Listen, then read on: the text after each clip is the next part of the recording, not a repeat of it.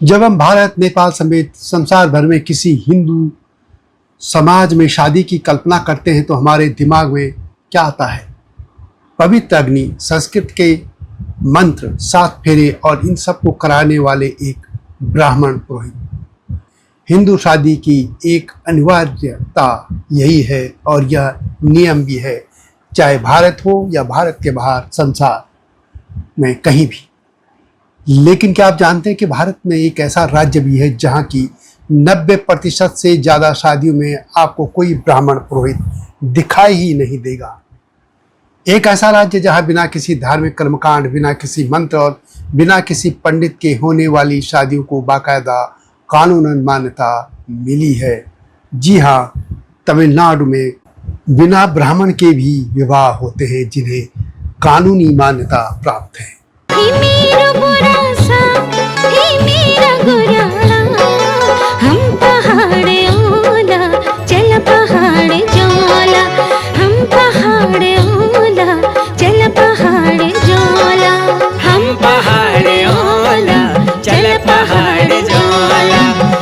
जय हिमालय, जय भारत। संसार भर में हिमालय लोग यूट्यूब चैनल देख रहे आप सभी का स्वागत है और मैं हूं भारत की राजधानी नई दिल्ली से डॉक्टर हरीश चंद्र लखेड़ा।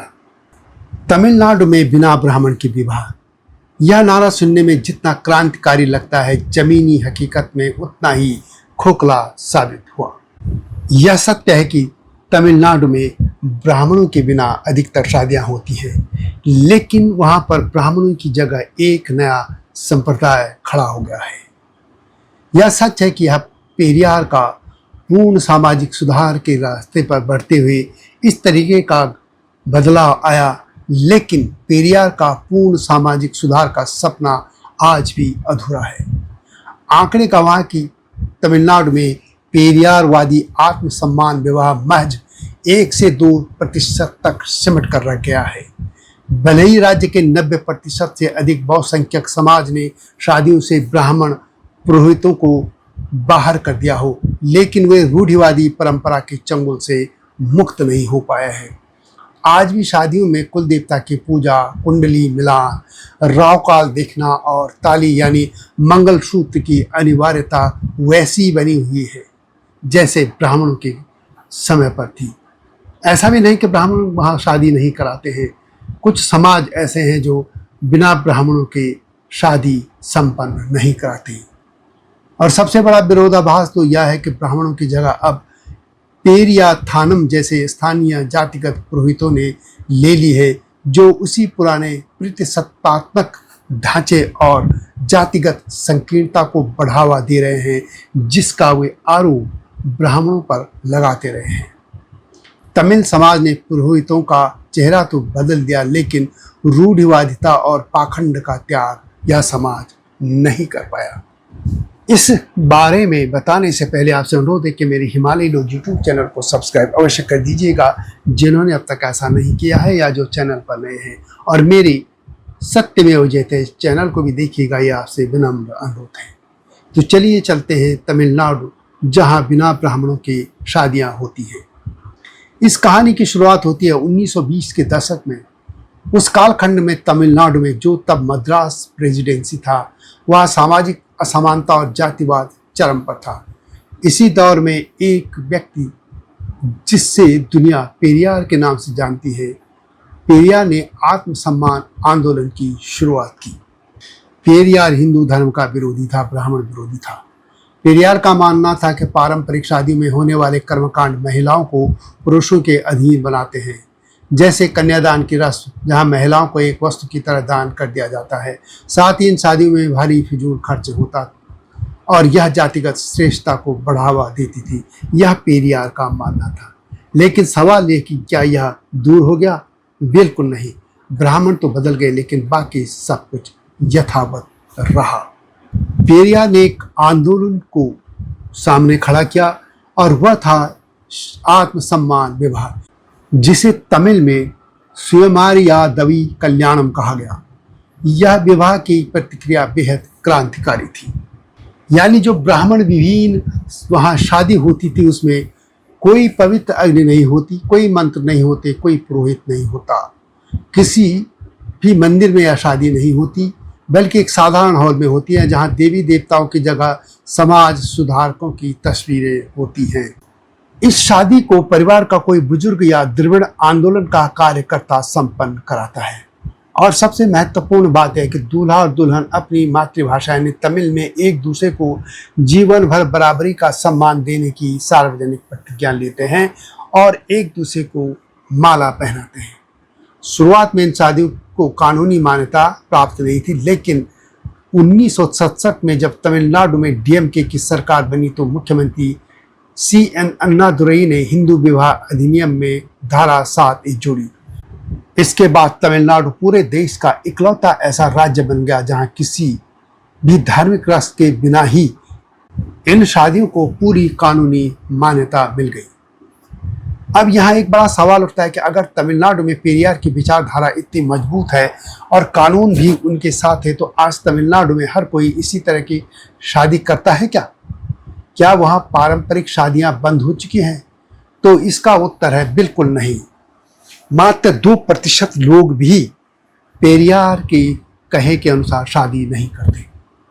समाजशास्त्र और सरकारी आंकड़े एक अलग तरह की दिलचस्प कहानी बताते हैं।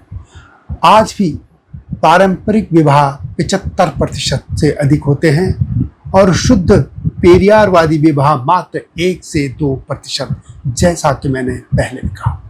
तमिलनाडु के विवाह पंजीकरण विभाग के ताजा आंकड़ों के अनुसार राज्य में होने वाली कुल शादियों में से शुद्ध पेरियारवादी या आत्मसम्मान विवाह सिर्फ 1 से 2% ही होते हैं। वर्ष 1918 से 2025 के बीच राज्य में लगभग 12,000 से अधिक आत्मसम्मान विवाह पंजीकृत किए गए, यानी यह एक बहुत छोटी संख्या है। यह कह सकते हैं कि तमिलनाडु का बहुसंख्यक समाज आज भी अपनी सांस्कृतिक जड़ों, धार्मिक आस्था, कुंडली मिलान और सबसे बढ़कर पवित्र मंगलसूत्र, जिसे तमिल में ताली कहा जाता है, उससे गहराई से जुड़ा है। और फिर विरोधाभास यहाँ आता है कि अगर लोग धार्मिक हैं तो फिर शादियों में ब्राह्मण क्यों नहीं बुलाए जाते? दरअसल यहाँ पर एक और बात सामने आती है।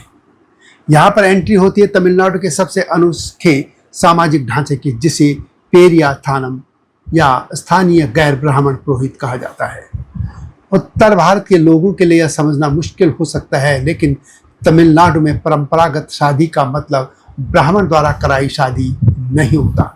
तमिलनाडु के कई बड़ी पिछड़ी जातियां जैसे ओबीसी में, जैसे कोंगोबेला, नाडार या थेवर, अपनी शादियों में ब्राह्मणों को नहीं बुलाती। ये जातियां अपनी ही जाति के सम्मानित बुजुर्ग या पारंपरिक मुखिया को बुलाते हैं। उन्हें पेरियाथानम कहा जाता है। और ये जो पेरियाथानम होता है, उनके कार्य होते हैं गोत्र कुट्टम का मिलान करना। कुट्टम तमिल में कहा जाता है गोत्र को। पेरियम यानी सगाई की रस्में वो संभालते हैं और शुद्ध तमिल भाषा में मांगलिक गीत यानी मंगला भजथु गाकर शादी कराते हैं। ये पेरियाथानम जन्म से ब्राह्मण नहीं होते, बल्कि उसी समुदाय के अंग होते हैं जिनमें ये शादी कराते हैं। वे सिर्फ अपने ही समाज के भीतर शादी कराते हैं। दूसरे समाज के लोग अपने ही समाज के भीतर के पेरियाथानम से शादी करवाते हैं। ये संस्कृत की बजाय शुद्ध तमिल में रस्में निभाते हैं। इनके अलावा तमिलनाडु में पोथवार परंपरा भी है। जो गैर ब्राह्मण शैव विद्वान होते हैं, ये शादियों में प्राचीन तमिल भजनों और थेवारम का पाठ करते हैं। यानी भगवान भी वही हैं, रस्में भी वही हैं और ताली यानी मंगलसूत्र भी वही हैं। सब कुछ तो वही है, बस पुरोहित का चेहरा बदल गया है। यह व्यवस्था आम तमिल नागरिक के लिए भाषाई गौरव और सामाजिक आत्मसम्मान को बस संतुष्ट ही कराती है। अब इन शादियों को देखकर एक सवाल तो उठता ही है कि क्या अपनी ही जाति के बुजुर्ग से शादी कराकर ये जातियां एक नया ब्राह्मण वर्ग पैदा नहीं कर रही हैं? क्या पेरियाथानम तमिलनाडु के नए ब्राह्मण नहीं हैं? अगर हम गहराई से देखें तो ऐसा है भी और नहीं भी। इसके पीछे कुछ बड़े कारण हैं। पहला, ब्राह्मणों की व्यवस्था में एक खड़ी सीढ़ी थी जहां एक जाति सबसे ऊपर थी, लेकिन पेरियाथानम की व्यवस्था समानांतर है।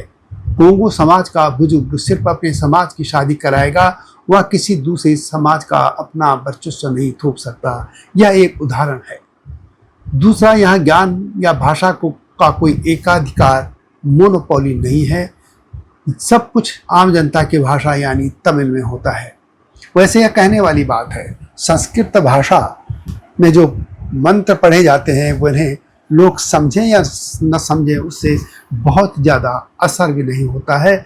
और जो हिंदी भाषी या बांग्ला या हिंदी से जुड़ी यानी देवनागरी या उससे जुड़ी भाषाएं जो लिखी जाती हैं वे सभी संस्कृत को आसानी से समझ लेते हैं। वैसा ऐसा नहीं है कि तमिलनाडु में कोई ब्राह्मणों से शादी कराता है, नहीं है। तमिलनाडु में पूरी तरह से वैदिक परंपरा यानी संस्कृत के मंत्र, नवग्रह होम और सप्तपदी और ब्राह्मण पुरोहितों से विवाह कराने को वाले समाज को मोटे तौर पर 3 श्रेणियों में बांटा जा सकता है। यानी जो ब्राह्मणों से आज भी शादी पूजा पाठ कराते हैं उस समाज की मैं बात कर रहा हूँ। पहला है तमिल ब्राह्मण। इनमें मुख्य रूप से 2 बड़े वर्ग आते हैं, अय्यर जो शिव और अद्वैत परंपरा को मानते हैं और अयंगर जो भगवान विष्णु और विशिष्टाद्वैत परंपरा को मानते हैं। इसके अलावा मंदिरों में पूजा करने वाले आदि शैव गुरुकुल भी इसी श्रेणी में आते हैं। इनके विवाह 100% वैदिक पद्धति से ही होते हैं। इसके अलावा पारंपरिक व्यापारी व उच्च जातियां जैसे नगरथार, चेट्टियार यह समाज है, इसका जो बड़ा हिस्सा तथा मुदलियार और पिल्लई शैव भीलार होते हैं। इस समाजों के कुछ उच्च या संपन्न परिवार आज भी अपनी शादी में ब्राह्मण पुरोहितों को आमंत्रित करते हैं। इसके अलावा है प्रवासी समाज। तमिलनाडु में सदियों से बसे गैर तमिल समाज जैसे सौराष्ट्र के ब्राह्मण, कपड़ी, रेड्डी, नायडू या तेलुगु मूल के लोग तथा उत्तर भारतीय जैसे जैन, मरवाड़ी, गुजराती आदि अपनी शादियों के लिए ब्राह्मण पुरोहितों और वैदिक परंपरा को ही चुनते हैं।